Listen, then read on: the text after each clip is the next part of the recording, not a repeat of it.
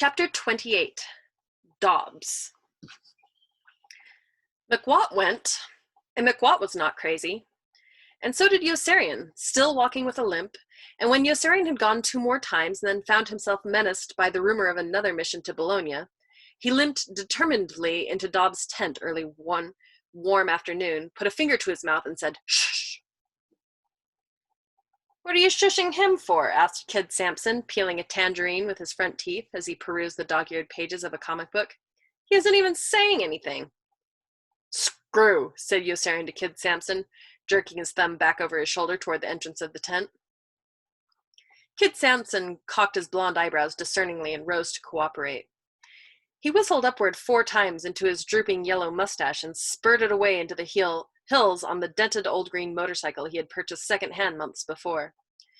Yossarian waited until the last faint bark of the motor had died away in the distance. Things inside the tent did not seem quite normal. The place was too neat. Dobbs was watching him curiously, smoking a fat cigar. Now that Yossarian had made up his mind to be brave, he was deathly afraid. "All right," he said. "Let's kill Colonel Cathcart. We'll do it together." Dobbs sprang forward off his cot with a look of wildest terror.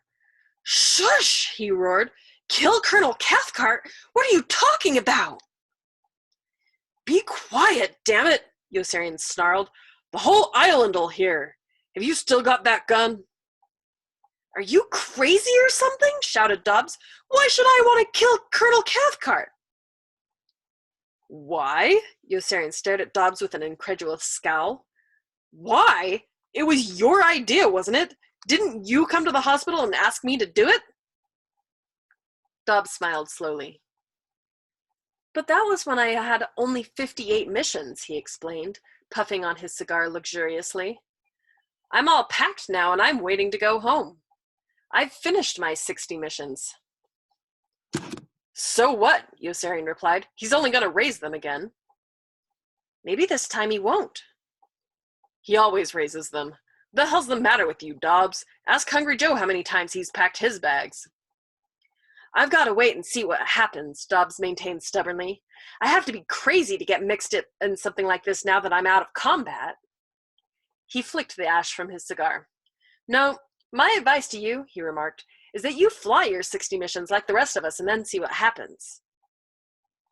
Yossarian resisted the impulse to spit squarely in his eye. "I may not live through 60, he wheeled in a flat, pessimistic voice. "There's a rumor around that he volunteered the group for Bologna again." "It's only a rumor," Dobbs pointed out with self-important air. "You mustn't believe every rumor you hear." "Will you stop giving me advice?"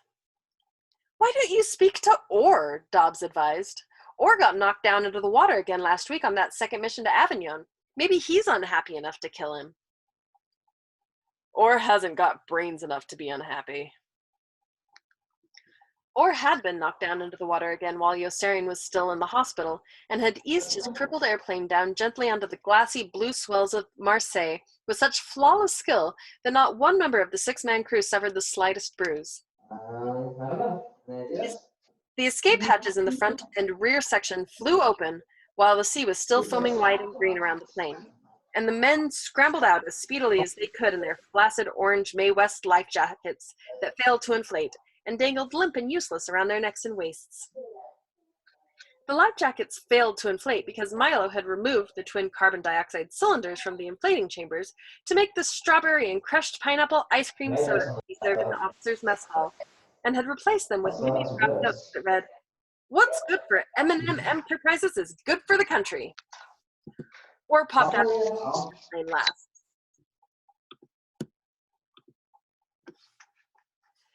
"You should have seen him," Sergeant Knight roared with laughter as he related the episode to Yossarian. "It was the funniest goddamn thing you ever saw. None of the Mae Wests would work because Milo had stolen the carbon dioxide to make those ice cream sodas you bastards have been getting in the officers' mess. But that wasn't too bad, as it turned out. Only one of us couldn't swim, and we lifted that guy up into the raft after Orr had worked it over by its rope, right up against the fuselage while we were all still standing on the plane. That little crackpot sure has a knack for things like that." Then the other raft came loose and drifted away, so that all 6 of us wound up sitting in one, with our elbows and legs pressed so close to each other you almost couldn't move without knocking the guy next to you out of the raft into the water. The plane went down about 3 seconds after we left it, and we were all out there all alone. And right after that, we began unscrewing the caps on our Mae Wests to see what the hell had gone wrong, and found these goddamn notes from Milo telling us that what was good for him was good enough for the rest of us. That bastard. Jesus, did we curse him, all except that buddy of yours, Orr, who just kept grinning as though, for all he cared, what was good for Milo might be good enough for the rest of us. I swear, you should have seen him sitting up there on the rim of that raft like the captain of a ship, while the rest of us just watched him and waited for him to tell us what to do. He kept slapping his hands on his legs every few seconds as though he had the shakes, and saying, "All right now, all right," and giggling like a crazy little freak, and then saying, "All right now, all right," again, and giggling like a crazy little freak some more. It was like watching some kind of a moron. Watching him was all that kept us from going to pieces altogether during the first few minutes. What with each wave crashing over us into the raft or dumping a few of us back into the water so that we had to climb back in again before the next wave came along and washed us right back out. It was sure funny. We just kept falling out and climbing back in. We had the guy who couldn't swim stretched out in the middle of the raft on the floor, but even there he almost drowned, because the water inside the raft was deep enough to keep splashing in his face. Oh boy. Then Orr began opening up compartments in the raft, and the fun really began. First, he found a box of chocolate bars, and he passed those around. So we sat there eating salty, wet chocolate bars while the waves kept knocking us out of the raft into the water. Next, he found some bouillon cubes in aluminum cups and made us some soup. Then he found some tea. Sure, he made it. Can't you see him serving us tea as we sat there soaking wet and water up to our ass? Now, I was falling out of the raft because I was laughing so much. We were all laughing. And he was dead serious, except for that goofy giggle of his and that crazy grin. What a jerk! Whatever he found, he used. He found some shark repellent and he sprinkled it right into the water. He found some marker dye and he threw it into the water. The next thing he finds is a fishing line and a dried bait. And his face lights up as though the Air Sea Rescue launch had just sped up to save us before we died of exposure, or before the Germans sent a boat out from Spezia to take us prisoner or machine gun us. In no time at all, Orr had that fishing line out into the water, trolling away as happy as a lark. "Lieutenant, what do you expect to catch?" I asked him. "Cod," he told me, and he meant it. And it's a good thing he didn't catch any, because he would have eaten that codfish raw if he had caught any, and would have made us eat it too, because he found this little book that said it was all right to eat codfish raw. The next thing he found was this little blue oar about the size of a Dixie cup spoon, and sure enough, he began rowing with it, trying to move all 900 pounds of us with that little stick. Can you imagine? After that, he found a small magnetic compass and a big waterproof map, and he spread the map open on his knees and set the compass on top of it. And that's how he spent the time until the launch picked us up about 30 minutes later, sitting there with that baited fishing line out behind him, with the compass in his lap and the map spread out on his knees, and paddling away as hard as he could with that dinky blue oar as though he were speeding to Majorca. Jesus! Sergeant Knight knew all about Majorca, and so did Orr, because Yossarian had told them often of such sanctuaries as Spain, Switzerland, and Sweden, where American flyers could be interned for the duration of the war under conditions of utmost ease and luxury merely by flying there. Yossarian was the squadron's leading authority on internment, and had already begun planning an emergency heading into Switzerland on every mission he flew into northernmost Italy. He would certainly have preferred Sweden, where the level of intelligence was high and where he could swim nude with beautiful girls with low, demurring voices and sire whole, happy, undisciplined tribes of illegitimate Yossarians that the state would assist through patrician and launch into life without stigma. But Sweden was out of reach, too far away, and Yossarian waited for the piece of flak that would knock out the engine over the Italian Alps and provide him with the excuse for heading for Switzerland. He would not even tell his pilot he was guiding him there. Yossarian often thought of scheming with some pilot he trusted to fake a crippled engine, and then destroy the evidence of deception with a belly landing. But the only pilot he really trusted was McWatt, who was happiest where he was and still got a big boot out of buzzing his plane over Yossarian's tent, or roaring in so low over the bathers at the beach that the fierce wind from his propellers slashed dark furrows in the water and whipped sheets of spray flapping back for seconds afterward. Dobbs and Hungry Joe were out of the question, and so was Orr, who was tinkering with the valve of the stove again when Yossarian limped despondently back into the tent after Dobbs had turned him down. The stove Orr was manufacturing out of an inverted metal drum stood in the middle of the smooth cement floor he had constructed.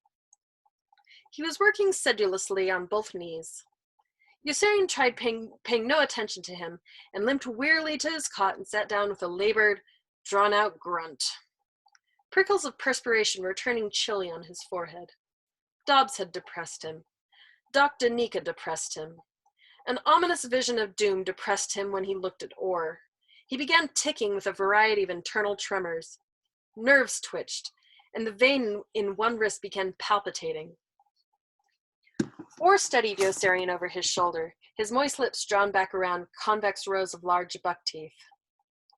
Reaching sideways, he dug a bottle of warm beer out of his footlocker, and he handed it to Yossarian after prying off the cap. Neither said a word. Yossarian sipped the bubbles off the top and tilted his head back. Orr watched him cunningly with a noiseless grin. Yossarian eyed Orr guardedly. Orr snickered with a slight, mucid sibilance and turned back to his work, squatting. Yossarian grew tense. "Don't start," he begged in a threatening voice, both hands tightening around his beer bottle. "Don't start working on your stove." Orr cackled quietly. "I'm almost finished." "No, you're not. You're about to begin." "Here's the valve, see? It's almost all together." "And you're about to take it apart. I know what you're doing, you bastard. I've seen you do it 300 times. Orr shivered with glee. "I want to get the leak in this gasoline line out," he explained. "I've got it down now to where it's only an ooze." "I can't watch you," Yossarian confessed tonelessly. "If you want to work with something big, that's okay. But that valve is filled with tiny parts, and I just haven't got the patience right now to watch you working so hard over things that are so goddamn small and unimportant." "Just because they're small doesn't mean they're unimportant." "I don't care." "Once more?" "When I'm not around. You're a happy imbecile, and you don't know what it means to feel the way I do. Things happen to me when you work over small things that I can't even begin to explain. I find out that I can't stand you. I start to hate you, and I'm soon thinking seriously about busting this bottle down on your head or stabbing you in the neck with that hunting knife there. Do you understand?" Orr nodded very intelligently. "I won't take the valve apart now," he said, and began taking it apart, working with slow, tireless, interminable precision, his rustic, ungainly face bent very close to the floor, picking painstakingly at the minute mechanism in his fingers with such limitless, plodding concentration that he seemed scarcely to be thinking of it at all. Yossarian cursed him silently and made up his mind to ignore him. "What the hell's your hurry with that stove anyway?" he barked out a moment later in spite of himself. "It's so hot outside. We're probably going swimming later. What are you worried about the cold for?" "The days are getting shorter," Orr observed philosophically. "I'd like to get this all finished for you while there's still time. You'll have the best stove in the squadron when I'm through. It will burn all through with this feed control I'm fixing it, all night with this feed control I'm fixing it, and these metal plates will radiate the heat all over the tent. If you leave a helmet full of water on this thing when you go to sleep, you'll have warm water to wash with all ready for you when you wake up. Won't that be nice? If you want to cook eggs or soup, all you have to do is set the pot down here and turn the fire up." "What do you mean, me?" Yossarian wanted to know. "Where are you gonna be?" Orr's stunted torso shook suddenly with a muffled spasm of amusement. "I don't know," he exclaimed, and a weird, wavering giggle gushed out suddenly through chattering buck teeth like an exploding jet of emotion. He was still laughing when he continued, and his voice was clogged with saliva. "If they keep on shooting me down this way, I don't know where I'm going to be." Yossarian was moved. "Why don't you try to stop flying, Orr? You've got an excuse." I've only got 18 missions. But you've been shot down on almost every one. You're either ditching or crash landing every time you go up. Oh, I don't mind flying missions. I guess they're lots of fun. You ought to try flying a few with me when you're not flying lead, just for laughs. Tee. Or gazed at Yossarian through the corners of his eyes with a look of pointed mirth. Yossarian avoided his stare. They've got me flying lead again. When you're not flying lead. If you had my brains, do you know what you'd do? You'd go right to Pilchard and Wren and tell them you want to fly with me. And get shot down with you every time you go up? What's the fun in that? That's just why you ought to do it, Orr insisted. I guess I'm just about the best pilot around now when it comes to ditching or making crash landings. It would be good practice for you. Good practice for what? Good practice in case you ever have to ditch or make a crash landing. Have you got another bottle of beer for me? Yossarian asked morosely. Do you want to bust it down on my head? This time Yossarian did laugh. Like that hoarded in that apartment in Rome? Orr sniggered lewdly, his bulging crabapple cheeks blowing outward with pleasure. Do you really want to know why she was hitting me over the head with her shoe? He teased. I do know, Yossarian teased back. Neatly's whore told me. Orr grinned like a gargoyle. No, she didn't. Yossarian felt sorry for Orr. Orr was so small and ugly. Who would protect him if he lived? Who would protect a warm-hearted, simple-minded gnome like Orr from rowdies and cliques and from expert athletes like Appleby who had flies in their eyes and who would walk right over him with swaggering conceit and self-assurance every chance they got? Yossarian worried frequently about Orr. Who would shield him against animosity and deceit, against people with ambition and the embittered snobbery of the big shot's wife, against the squalid, corrupting indignities of the profit motive, and the friendly neighborhood butcher with inferior meat? Orr was a happy and unsuspecting simpleton, with a thick mass of wavy polychromatic hair parted down the center. He would be mere child's play for them. They would take his money, screw his wife, and show no kindness to his children. Yossarian felt a flood of compassion sweep over him. Orr was an eccentric midget, a freakish, likable dwarf with a smutty mind and 1,000 valuable skills that would keep him in a low-income group all his life. He could use a soldering iron and hammer 2 boards together so that the wood did not split and the nails did not bend. He could drill holes. He had built a good deal more in the tent while Yossarian was away in the hospital. He had filed or chiseled a perfect channel in the cement so that the slender gasoline line was flush with the floor as it ran to the stove from the tank he had built outside on an elevated platform. He had constructed andirons for the fireplace out of excess bomb parts and had filled them with stout silver logs. And he had framed with stained wood the photographs of girls with big breasts he had torn out of the cheesecake magazines and hung over the mantelpiece. Orr could open a can of paint. He could mix paint, thin paint, remove paint. He could chop wood and measure things with a ruler. He knew how to build fences. He could dig holes, and he had a real gift for bringing water for them both in cans and canteens from the tanks near the mess hall. He could engross himself in an inconsequential task for hours without growing restless or bored, as oblivious to fatigue as the stump of a tree, and almost as taciturn. He had an uncanny knowledge of wildlife and was not afraid of dogs or cats or beetles or moths or of foods like scrod or tripe. Yossarian sighed drearily and began brooding about the rumored mission to Bologna. The valve Orr was dismantling was about the size of a thumb and contained 37 separate parts, excluding the casing, many of them so minute that Orr was required to pinch them tightly between the tips of his fingernails as he placed them carefully on the floor in orderly, catalogued rows, never quickening his movements or slowing them down, never tiring, never pausing in his relentless, methodical, monotonous procedure until it was to leer at Yossarian with maniacal mischief. Yossarian tried not to watch him. He counted the parts and thought he would go clear out of his mind. He turned away, shutting his eyes, but that was even worse, for now he had only the sounds, the tiny, maddening, indefatigable, distinct clicks and rustles of hands and weightless parts. Orr was breathing rhythmically with a noise that was stertorous and repulsive. Yossarian clenched his fists and looked at the long, bone-handled hunting knife hanging in the holster over the cot of the dead man in the tent. As soon as he thought of stabbing Orr, his tension eased. The idea of murdering Orr was so ridiculous that he began to consider it seriously with queer whimsy and fascination. He searched the nape of Orr's neck for the probable site of the medulla oblongata. Just the daintiest stick there would kill him and solve so many serious, agonizing problems for them both. "Does it hurt?" Orr asked at precisely that moment, as though protective instinct. Yossarian eyed him closely. "Does what hurt?" "Your leg," said Orr with a strange, mysterious laugh. "You still limp a little." "It's just a habit, I guess," said Yossarian, breathing again with relief.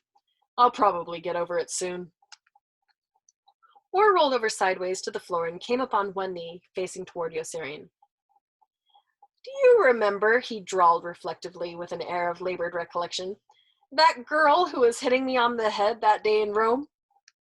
He chuckled at Yossarian's involuntary exclamation of tricked annoyance. "I'll make a deal with you about that girl. I'll tell you why that girl was hitting me on the head with her shoe that day if you answer one question." "What's the question?" "Did you ever screw Nately's girl?" Yossarian laughed with surprise. "Me? No. Now tell me why that girl hit you with her shoe." "That wasn't the question," Orr informed him with victorious delight. "That was just conversation. She acts like you screwed her." "Well, I didn't. How does she act?" "She acts like she don't like you." "She doesn't like anyone." "She likes Captain Black," Orr reminded. "That's because he treats her like dirt. Anyone can get a girl that way." She wears a slave bracelet on her leg with his name on it." "He makes her wear it to needle Nately." "She even gives him some of the money she gets from Nately." "Listen, what do you want from me?" "Did you ever screw my girl?" "Your girl? Who the hell is your girl?" "The one who hit me over the head with her shoe." I've been with her a couple of times," Yossarian admitted. "Since when is she your girl? What are you getting at?" "She don't like you either." "What the hell do I care if she likes me or not? She likes me as much as she likes you." "Did she ever hit you over the head with her shoe?" Or, "I'm tired. Why don't you leave me alone?" "How about that skinny countess in Rome and her skinny daughter-in-law?" Or persisted impishly with increasing zest. "Did you ever screw them?" "Oh, how I wish I could," sighed Yossarian honestly, imagining at the mere question the prurient, used, decaying feel in his petting hands of their teeny, pulpy buttocks and breasts. "They don't like you either," commented Orr. "They like Arfie, and they like Nately. They don't like you. Women just don't seem to like you. I think they think you're a bad influence." "Women are crazy," Yossarian answered, and waited grimly for what he knew was coming next. "How about that other girl of yours?" Orr asked with a pretense of pensive curiosity. "The fat one, the bald one. You know, the fat bald one in Sicily with the turban who kept sweating over us all night long. Is she crazy too?" "Didn't she like me either?" "How could you do it to a girl with no hair?" "How was I supposed to know she had no hair?" "I knew it," Orr bragged. "I knew it all the time." "You knew she was bald?" Yossarian exclaimed in wonder. "No, I knew this valve wouldn't work out if I left a part out," Orr answered, glowing with cranberry red elation because he had just duped Yossarian again. "Will you please hand me that small composition gasket that rolled over there? It's right near your foot." "No, it isn't." "Right here," said Orr, and took hold of something invisible with the tips of his fingertips and held it up for Yossarian to see. "Now we'll have to start all over again." "I'll kill you if you do. I will murder you on the spot." "Why don't you ever fly with me?" Orr asked suddenly, and looked straight into Yossarian's face for the first time. "There, that's the question I want you to answer. Why don't you ever fly with me?" Yossarian turned away with intense shame and embarrassment. "I told you why. They've got me flying lead bombardier most of the time." "That's not why," Orr said, shaking his head. You went to Pilchard and Wren after the First Avenue mission and told them you didn't ever want to fly with me. That's why, isn't it? Yossarian felt his skin turn hot. No, I didn't, he lied. Yes, you did, Orrin insisted equably. You asked them not to assign you to any plane piloted by me, Dobbs, or Hoople because you didn't have confidence in us at the controls. And Pilchard and Wren said they couldn't make an exception for you because it wouldn't be fair to the men who did have to fly with us. So, said Yossarian, it didn't make any difference then, did it? But they've never made you fly with me.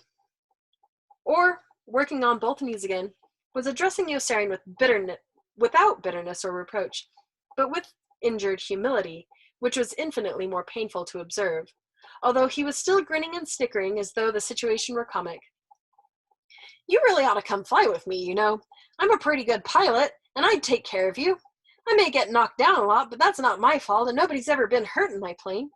Yes, sir, if you had any brains, you'd know what you'd do.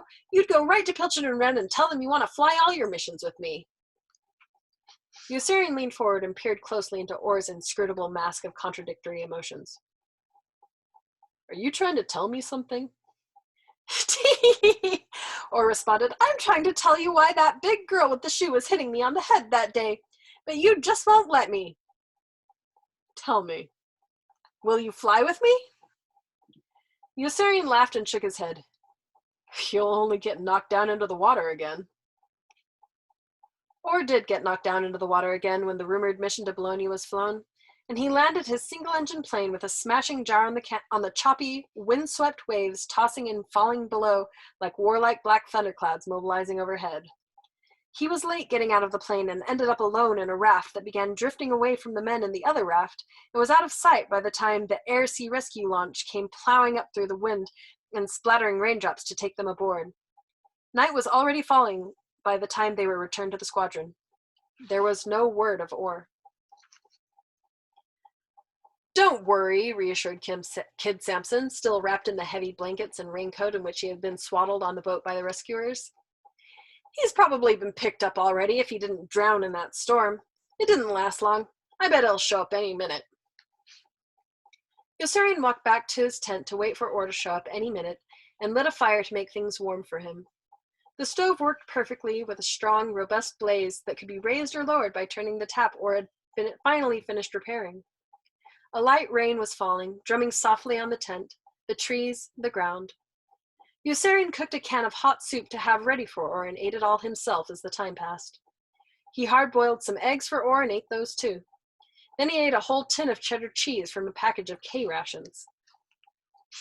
Each time he caught himself worrying, he made himself remember that Orr could do everything and broke into silent laughter at the picture of Orr in the raft, as Sergeant Knight had described him, bent forward with a busy, preoccupied smile over the map and compass in his lap, stuffing one soaking wet chocolate bar after another into his grinning, tittering mouth as he paddled away dutifully through the lightning, thunder, and rain with the bright blue, useless toy oar, the fishing line with dried bait trailing out behind him.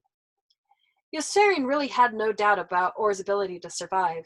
If fish could be caught with that silly fishing line, Orr would catch them. And if it was codfish he was after, then Orr would catch a codfish, even though no codfish had ever been caught in those waters before. Yossarian put another can of soup up to cook, and ate that too when it was hot. Every time a car door slammed, he broke into a hopeful smile and turned expectantly toward the entrance, listening for footsteps.